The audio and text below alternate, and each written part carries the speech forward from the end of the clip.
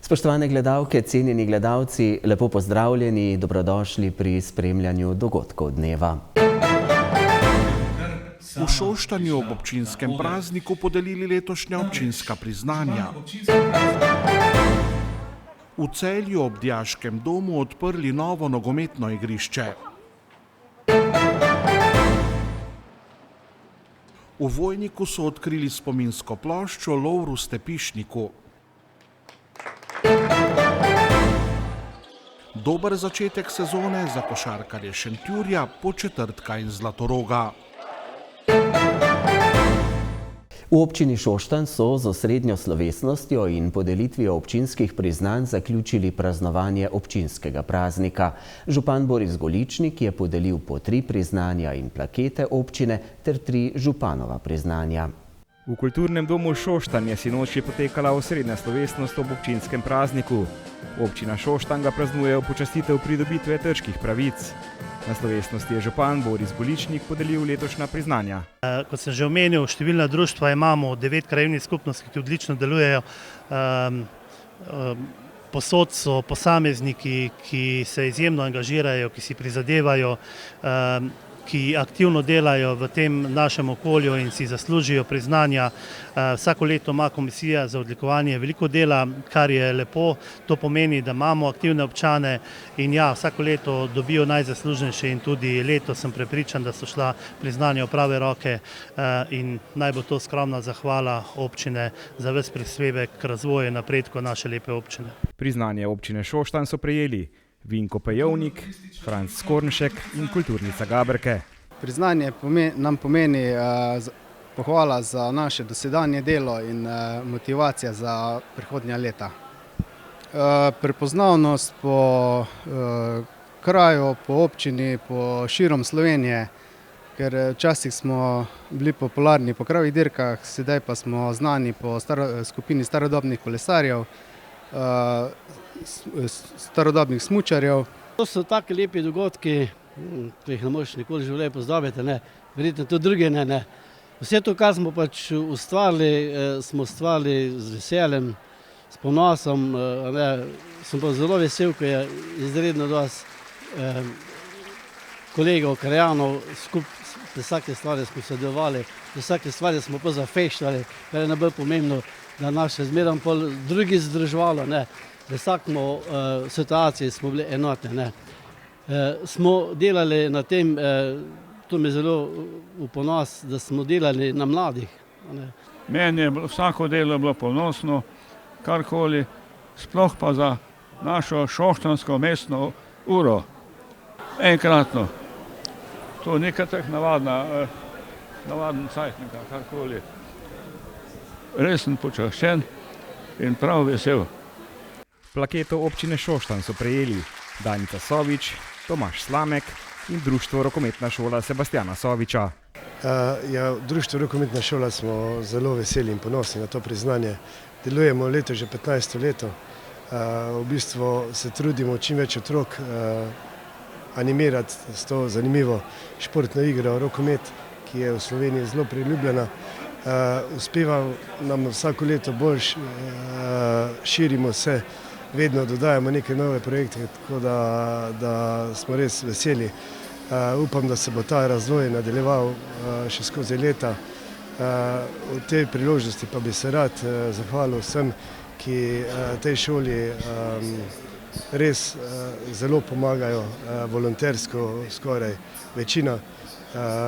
To so predvsem starši teh naših otrok in pa drugi, ki si nekako želijo, da nam nekako uspeva zadržati te otroke daleč od ulic, daleč od stvari, ki si jih ne želimo. Dobitniki županovih priznanj v letu 2024 so Aleksander Kavčnik, Simon Ogrizek in David Vidmar Čeru. Župan je izpostavil tudi najboljše dijake. Ambrož Sovič in Andraž Železnik sta bila zlata maturanta splošne mature. Neža Flis je poklicno maturo opravila z najvišjim možnim številom točk in pridobila naziv diamantna maturantka. Polona Storžič pa je srednjo šolo zaključila z zaključnim izpitom s pohvalo. Župan je v govoru med drugim izpostavil tudi medsebojno sodelovanje. Od lanskega leta do danes se je res veliko postorilo v naši občini. Kot sem že v govoru omenil, smo veliko pozornost namenjali popoplavni obnovi, preko 70 projektov je tako rekoč za nami, ogromno smo postorili in pa tudi seveda v tem niso izostajale ostale investicije. Ne želim vsako posebej naštevati, želim pa omeniti investicijo oziroma izgradnjo velikega nogometnega igrišča z umetno travo in pa tudi se želim še enkrat pohvaliti, da smo bili uspešni na razpisu Ministrstva za gospodarstvo, turizem in šport in smo pridobili 1,5 milijona nepovratnih sredstev za nadaljevanje izgradnjega športnega parka, tako da bomo to infrastrukturo vlagali tudi v prihodnje, absolutno pa tudi v redni program popoplavne obnove, ki nas čaka vse do leta 2028. Kulturni program so pripravili komorna torbilna zasedba Peo Zarja, Urban in Katarina Meža ter Tanja Lončar.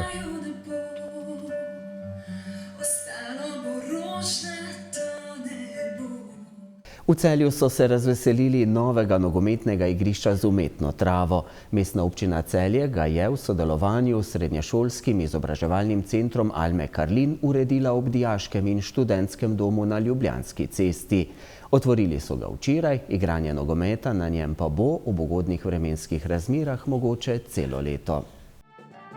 Ob zelo priljubljenem košarkarskem igrišču Mavs, ki so ga v sodelovanju z ameriškim košarkarskim klubom Dallas Mavericks uredili pred 2 letoma in je praktično vsak dan poln ljubiteljev košarke, bodo zdaj na svoj račun tam prišli tudi rekreativni nogometaši. Zelo smo si ga želeli in vesel sem, da smo lahko tu z nekim partnerstvom z srednješolskim izobraževalnim centrom Alme Karlin dosegli kar zelo hitro tudi.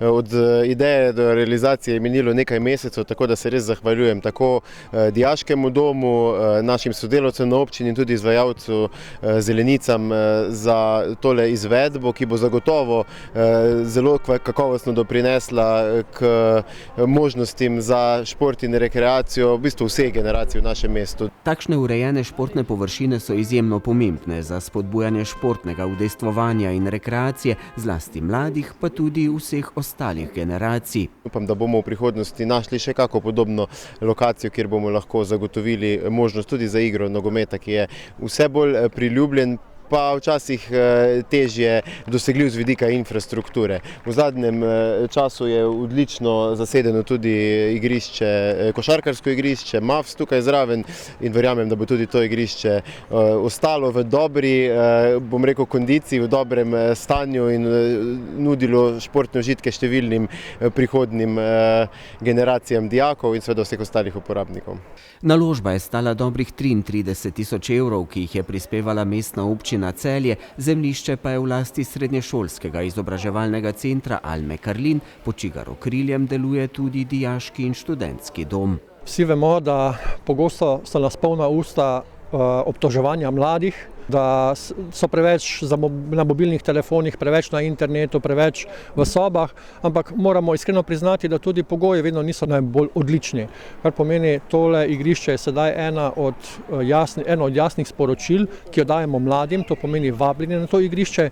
Želimo si, da prijete od računalnikov stran, da prijete ven na zrak, da se udejstvujete, da spoznavate nove prijatelji. Velja pa vabilo tudi starejšim. Nenazadnje ne govorimo samo o mladih, ampak tudi o nas starejših, ki v bistvu marsikdaj zanemarjamo šport in njegov pomen. Vsi vemo, da je šport ena krasna priložnost za to, da dvignemo svojo, bom rekel, nivo zdravja, da zdravo živimo, istočasno je pa to tudi krasna priložnost za druženje. To je odličen primer, kako lahko dejansko občina in država sodelujeta in namreč to igrišče bo maksimalno izkoriščeno. V dopoldanskem času ga izkoriščajo dijaki srednje šole za storitvene dejavnosti in logistiko, v popoldanskem času ga izkoriščajo naši dijaki in študentje v dijaškem in študentskem domu, istočasno je pa na voljo tudi ožji krajevni skupnosti, ki ga lahko dejansko koristi in uporablja do poznih večernih ur.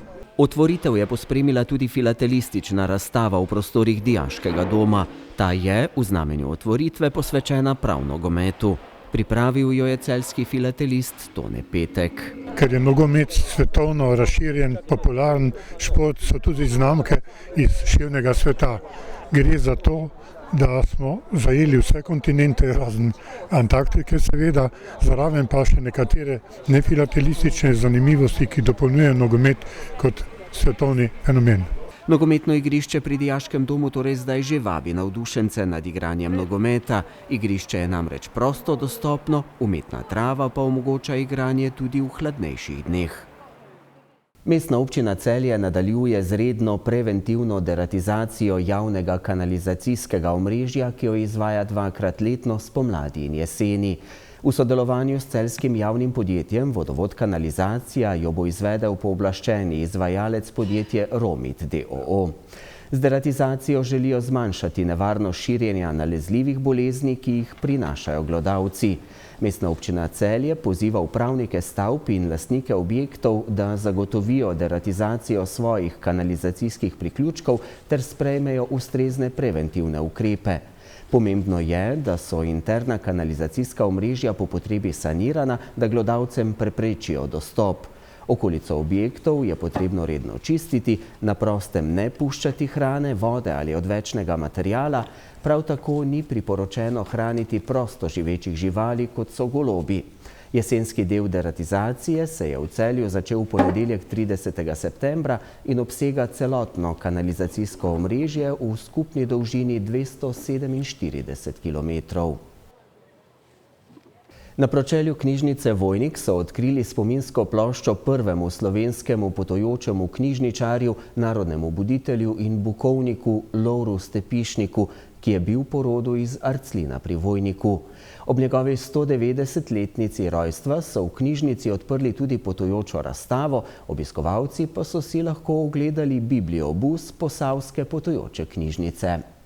Ideja o postavitvi spominske plošče našemu prvemu potujočemu knjižničarju, narodnemu buditelju in bukovniku Lovru Stepišniku se je porodila Srečku Mačku iz domozdanskega oddelka Osrednje knjižnice Celje in je takoj padla na plodna tla v občini Vojnik, saj je Lovro Stepišnik pred 190 leti zagledal luč sveta v Arclinu pri Vojniku. Kasneje se je preselil v Slovensko Bistrico, kjer je obiskoval okoliške kraje in zaselke po obronkih Pohorja ter v svojem košu ljudem prinašal knjige in tako postavil temelje današnjim potujočim knjižnicam in sam postal prvi potujoči knjižničar. K ideji o postavitvi obeležja sta takoj pristopili Osrednja knjižnica Celje, katere oddelek je knjižnica v Vojniku, in knjižnica Josipa Vošnjaka iz Slovenske Bistrice, ki neguje in nadaljuje tradicijo Lovra Stepišnika. Poleg njih pa je k realizaciji ideje pristopila tudi Zveza bibliotekarskih društev Slovenije. Zelo veseli smo, da se občina Vojnik seveda pod sodelovanjem knjižnice Celje in naše knjižnice odločila postaviti obeležje Lovru Stepišniku, prvemu potujočemu knjižničarju, ki je seveda živel v mlinu na Zgornji Lužnici in postal tudi potem seveda ob pomočjo dr. Josipa Vošnjaka, doktorja, katerega tudi naša knjižnica nosi svoje ime, ustanovil bralno društvo pod Pohorjem in Slovensko bukvarnico. Ja, Osrednja knjižnica Celje tudi vodi rubriko Znameniti Vojničani in sicer je ravno v teh dneh bilo 2 leti, kar smo odkrili park, poleg občine v Francu Goričanu pripravili razstavo, to je bil znameniti oziroma začetnik sadjarstva na Slovenskem, leto kasneje o Franjo Felicijanu, kjer so se naši kolegi iz Pokrajinskega muzeja Celje potrudili za odkritje spominskega obeležja.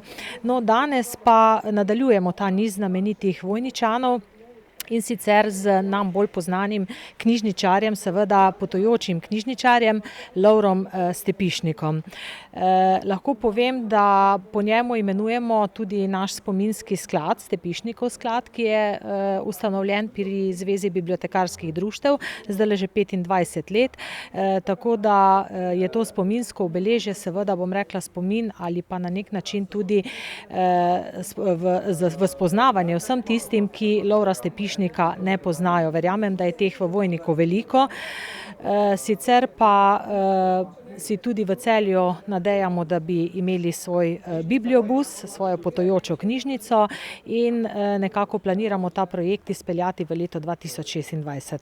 Ja, nadaljujemo pač eno serijo spomina na naše pomembne krajane, in Lovro Stepišnik je eden od takšnih, ki je rojen bil v Arslinu, deloval sicer potem v Bistrici, je pa pomembno njegovo sporočilo, da je pač knjiga nekako temelj razvoja in temelj tudi dobrega življenja, tako da jaz v tem smeri vidim, da je njegovo ime pomembno, nam pa odpira seveda še tudi možnosti sodelovanja naprej z knjižnico v Slovenski Bistrici, kako tudi seveda s potujočo knjižnico iz Posavja, ki jo danes gostimo, pa združuje naša društva in nekako v tem kontekstu se mi zdi, da je to ena primerna oblika sodelovanja, ki pa seveda hkrati pomeni tudi to, da se zavedamo svojih korenin in pa pomena teh ljudi, ki so nekoč delovali na našem prostoru.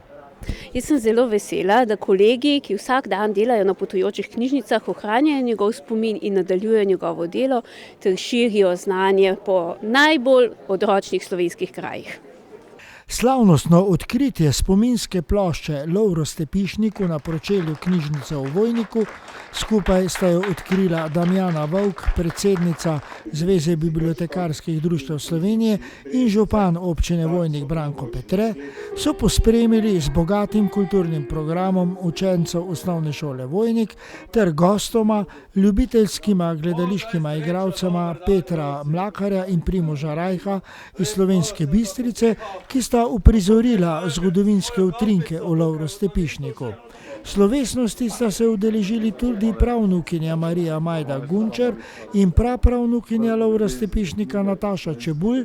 V prostorih Vojniške knjižnice so odprli potujočo razstavo o Lovru Stepišniku in današnjih potujočih knjižnicah, pred občinsko stavbo pa so za ogled pripeljali tudi bibliobus Posavske potujoče knjižnice. Že 27. septembra na Svetovni dan turizma v okviru projekta Rad te imam Vojnik, Stepišnikovega leta ter projekta osnovne šole Vojnik spodbujanja bralne pismenosti in gozdnih knjižnic pa so v občini postavili tudi 3 knjigobežnice. Pri podružnični osnovni šoli Socka, v trgu Nove Cerkve in nasproti knjižnice v Vojniku. Vse te dogodke pa so posvetili tudi občinskemu prazniku občine Vojnik. Več o dogodku pa v reportaži v eni od naših naslednjih oddaj Minute za kulturo na televiziji Celje.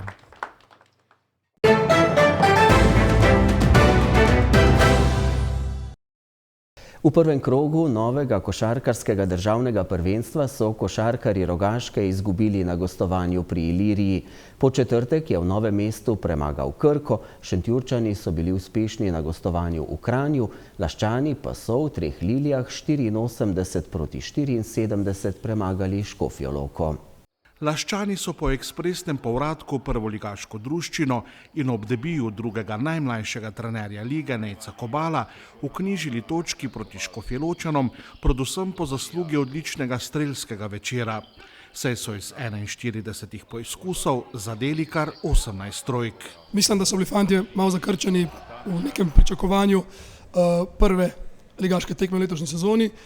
Hitro so se sprostili, imeli pol zelo ekstremno dober strelski dan, sicer res verjamem, da je posledica njihovega zelo dobrega treninga, je pa dejstvo, da nas čaka še ogromno dela, ne bo vsakič, da boš zadev 18 trojk v eni tekmi in čaka nas delo na potrpežljivosti, čaka nas delo na uigranosti, čaka nas delo na vseh teh zadevah, ker moramo biti še boljši. Srečanje v Laškem bo šlo v anale tudi zaradi dejstva, da obe moštvi v prvem polčasu nista izvedli niti enega prostega meta. Laščani so prvega zadeli šele v 36 minuti tekme. Jaz bi sicer, ne bom rekel krivdo, ampak jaz bi rekel, da bi vzrok iskal v tem, da je Škofja Loka igrala zelo globoko, imajo centra, ki je zelo ozko, imajo centra, ki je visok 215, ki pač enostavno je najboljše bliže obroča, mi pa z dobrimi šuterji oziroma dobrimi strelci razdalje smo iskali prednost na zunanjih pozicijah. Kot pravim še enkrat, ne bo to vedno tako, da boš toliko zadev in absolutno verjamem, da bi mogli več napadati raketo in izsiliti kakšen faul več. V Škofji Loki so le dober teden dni pred novo sezono zamenjali trenerja, tako da je Igor Kešelj pred gostovanjem v Treh Lilijah Škofjeločani opravil le nekaj treningov. Tekmo smo odprli z neko svežino, potem smo pa 3/4 v bistvu igrali zelo mehko košarko, brez favlov, na koncu 3/4 smo imeli v bistvu 7 favlov narejenih, tako se tekme ne da dobiti.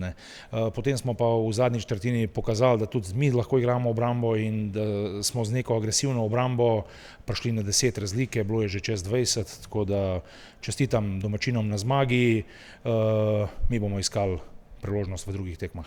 Igor Kešelj se je, če odmislimo 2 lanski tekmi na klopi Krke, ko je zamenjal takrat kaznovanega Gašparja Okorna, kot glavni trener na prvoligaško sceno vrnil po skoraj desetletju. Malo sem imel treme, ampak nimam okej, kot ste rekel, lanski sem odvodil te 2 tekmi Krke v državnem prvenstvu, tako da zdaj gremo naprej, iz tekme v tekmo bo lažji pa bolj. Škofjeločani bodo v drugem krogu v soboto ob 13. uri gostovali na Ponikvi pri Šentjurju. Potrudili se bomo po najboljših močeh, jaz se trudim, s fanti smo zdaj delali od ponedeljka naprej, se pravi 4 treninge smo naredili. Jaz bom zdaj videl z upravo, kako pa kaj, glede nadaljnega dela. Ekipo bo treba se pravi malo pojačati oziroma prevetriti neke pozicije in tako naprej. Tako da zaenkrat vam še ne morem povedati, kaj in kako, ampak v naslednjih 14 dneh bo več znanega in to je to. Šentjurčani so sezono, predvsem po zaslugi dobre igre v drugem polčasu, odprli zmago na gostovanju v Kranju. Čestitke fantom za zmago, težko prigarana, Triglav, odlična ekipa, kot sem napovedal v izjavi pred tekmo, dobro vodena, igrajo organizirano.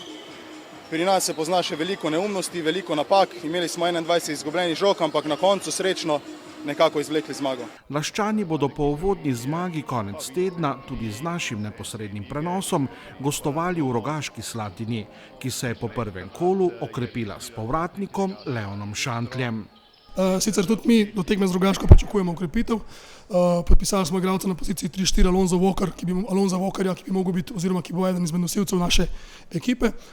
Kljub temu pa moramo ostati realni, še vedno, če pride ena okrepitev, ki je izkušenejša, fant je letnik 96, je to še vedno ne pomeni, da je jedro naše ekipe izkušene. Še vedno gre za mlade fante, moramo iti res tekmo po tekmo, posest po posest, biti striktni in loviti v vsaki tekmi našo priložnost. Slatinčani so v prvem kolu izgubili na gostovanju pri ABA 2 ligašu Iliriji. Težko je v bistvu najdete eno objektivno oceno takoj po tekmi, ko so v bistvu nekako še ves pod vplivom tekme.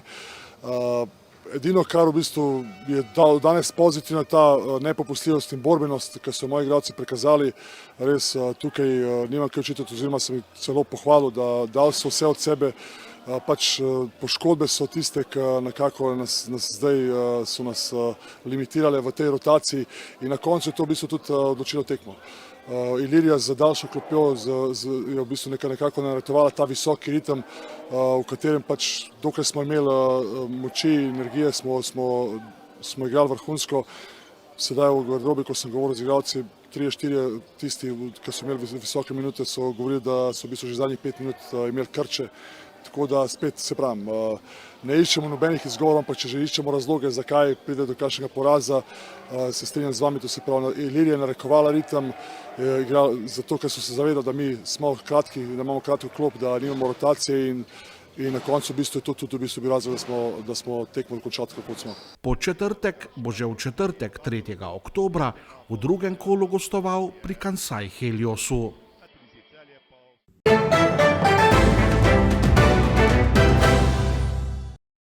Po noči se bo dež na zahodu krepil in se do jutra razširil nad osrednjo Slovenijo. Ob morju bo proti jutru začel pihati jugo. Najnižje jutranje temperature bodo od 10 do 15, ob morju okoli 18 stopinj Celzija. Jutri bo oblačno, padavine se bodo dopoldne razširile nad vso Slovenijo. Vmes bodo tudi nevihte z nalivi. Ob morju se bo krepil jugo, drugod bo zapihal jugozahodnik. Popoldne bo postopno zapihal severni veter. Najvišje dnevne temperature bodo od 12 do 20 stopinj. V noči na četrtek bo dež v večjem delu Slovenije ponehal. Na Primorskem bo zapihala šibka burja, drugod bo veter ponehal. V četrtek bo oblačno, čez dan bo od juga znova začelo deževati. Ponekod bo zapihal severovzhodnik, na Primorskem se bo burja nekoliko okrepila. Hladneje bo. V petek bodo padavine oslabele in do večera ponehale. Veter bo slabel. Hvala, ker ste bili v naši družbi. Ne zamudite naše oddaje znova jutri. Do takrat vse lepo in nasvidenje.